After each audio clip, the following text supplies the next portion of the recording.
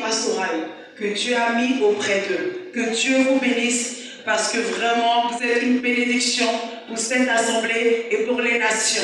Alléluia! Gloire à Jésus! Amen! Et je veux aussi dire merci à mon époux. Donc effectivement, je suis la prophétesse Iguessa Anastasie, auteure de la prostitution à la prédication. Et le titre en dessous, c'est La grâce ne m'a pas condamnée. Au départ, j'hésitais si j'allais mettre la grâce en premier ou la prostitution à la prédication en deuxième. D'accord? Je sais que vous avez vite compris ce que je vais dire. Et je relate mon histoire. Et je vais dire merci à M. Guesson parce que moi je suis au fille. M. Guesson, c'est mon époux. Et je lui dis merci parce qu'il me donne l'honneur, le privilège de partager mon témoignage. Donc je veux qu'on acclame Dieu pour sa vie.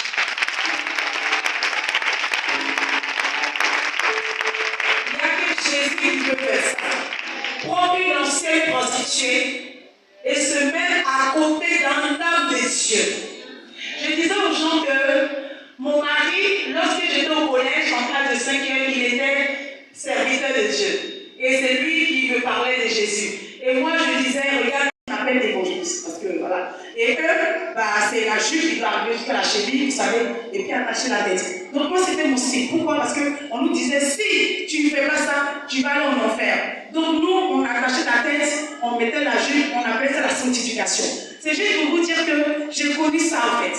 Donc j'étais chrétienne scellée. Et à un moment, j'évangélisais aussi. Parce qu'il fallait faire des œuvres. Si tu n'évangélises pas, que Jésus revienne, tu vas pas t'enlever. Donc j'évangélisais, je parlais de Jésus. Et puis, plus tard, je me suis retrouvée en Europe. Quand je me suis retrouvée en Europe, j'ai vu, en fait, des jeunes filles que j'ai rencontrées. C'est tout doucement. Je ne me suis pas levée un matin comme ça, et puis j'ai été prostituée. Il faut savoir que moi, je viens d'une famille aisée. Et mes parents, en fait, m'ont donné tout ce dont j'avais besoin. Ils avaient de l'argent. Et je ne manquais de rien. Moi, à mon adolescence, les gens me connaissent. Au collège, je montais le yogourt quand je partais manger à l'hôtel Ivoire. Ça, c'est depuis que je suis enfant. Donc, pour vous dire un peu d'où je viens, c'est pas le genre. Vous savez, moi-même, quand j'étais en Côte d'Ivoire, j'ai toujours pensé que les prostituées, c'était des gens qui avaient problème d'argent, en fait. En fait, il y a de tout. C'est pourquoi on n'est pas là pour juger. Parce qu'on ne sait pas quelle situation qui va faire que la personne va être homosexuelle, ou pédophile, ou bien tromper sa femme, ou prostituée, on ne sait pas. On ne sait pas.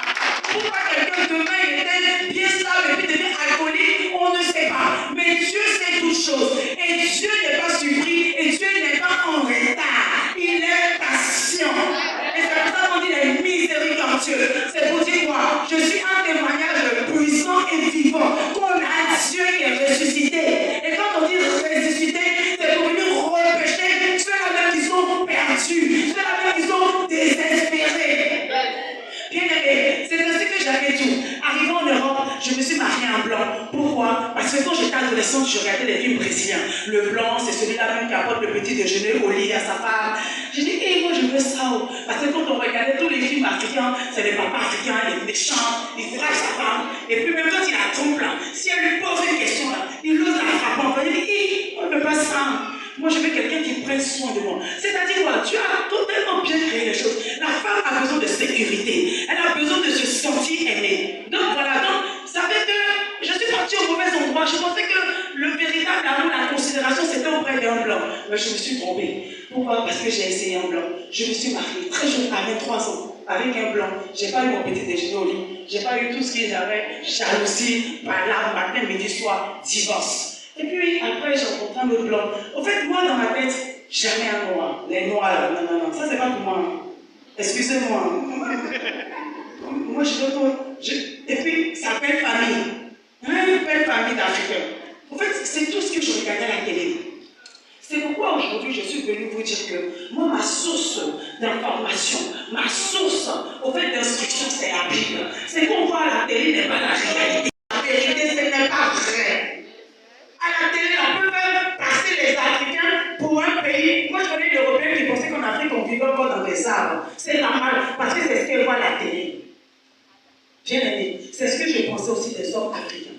Et puis c'est comme ça, tout doucement, de blanc en blanc. C'est-à-dire, c'était une vie normale, hein. Vraiment, un petit copain, comme tout le monde et tout ça. Et puis je suis responsable de boutique. Étant responsable de boutique, je rencontre une jeune fille. Quand je rencontre cette jeune fille, j'arrive chez elle à la maison. Et vous savez, certaines jeunes personnes sont influencées. C'est pourquoi nous sommes dans une génération aujourd'hui où Dieu cherche des jeunes servants de Dieu, des jeunes princes, princesses qui vont influencer les ténèbres. Parce que c'est nous qui devons influencer les ténèbres, parce que nous sommes la lumière.